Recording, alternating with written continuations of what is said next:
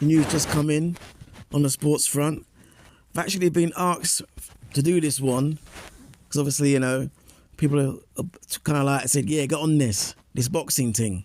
Obviously, Conor Benn signs to Dana White, Obviously, he's moved from Matchroom with Eddie Hearn. Shock departure. Shock. But obviously, a man's got to do what a man's got to do. So basically, let me just go through this article here right now. And obviously, yeah, Conor Benn has officially split from Matchroom Boxing and Eddie Hearn. In a sudden twist, the British ace will link up with Zuffa Boxing, ran by Hearn's promotional rival Dana White. Intriguingly, respected boxing reporter Dan Raphael claimed Benn has only linked up with Zuffa for boxing on a one-fight deal. First and foremost,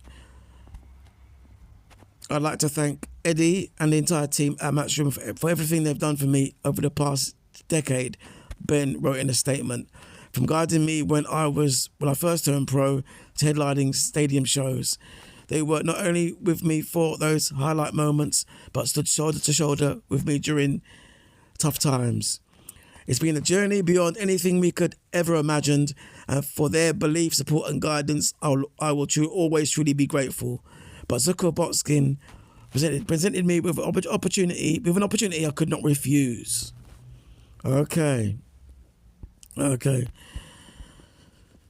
basically, this is it, I mean, people have to understand, right? Boxing is a business, okay? Obviously, I'm saying he was earning money with Eddie Hearn, and I do believe Eddie Hearn is straight. I don't think he's bent like that. He's got a reputation for being dishonest and bent. I don't think so, because he's got money, he's made money. So I think, if you're boxing for him and you make $1 million, he's going to shove you that $1 million, okay? But in this case, if Ben is saying that this offers a deal that can't be refused, then obviously he's got to take it, Because don't forget, Conor Benn, we're in private school, he's not a mug. When I say that, I don't say that to be disrespectful. I'm saying he's a bit more cerebral. Again, not being disrespectful, but for a lot of guys, it was about making money, scrapping, putting food on the table, doing it for the missus, doing it for the girlfriend, doing it to get by. There's not many opportunities out there for many, not only young ethnic minority guys, but a lot of English guys as well are having it a bit tough.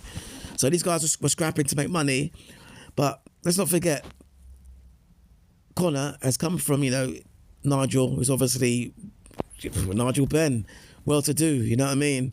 And they're good people, they're good people. So he's got that good background behind him, that good solid background behind him, that good base behind him.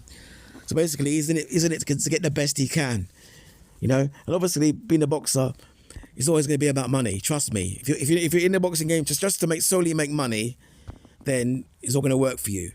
Okay, he's in it to obviously progress and build on the family name, yeah, especially off the Eubank win, But this is what I think. I think it's going to work out. I think saying it for one deal. It said it as you read the article out. It said it was for one fight.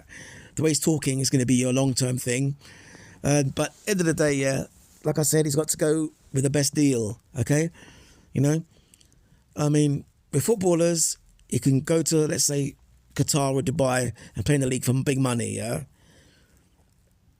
And they're both short careers, very short careers, Maybe a boxer's maybe slightly longer. Well, no, nowadays, they're both short careers that last the same. But with boxing, it's a different game.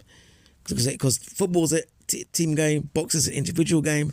And not only that, but with boxing, you're putting your life on the line every time.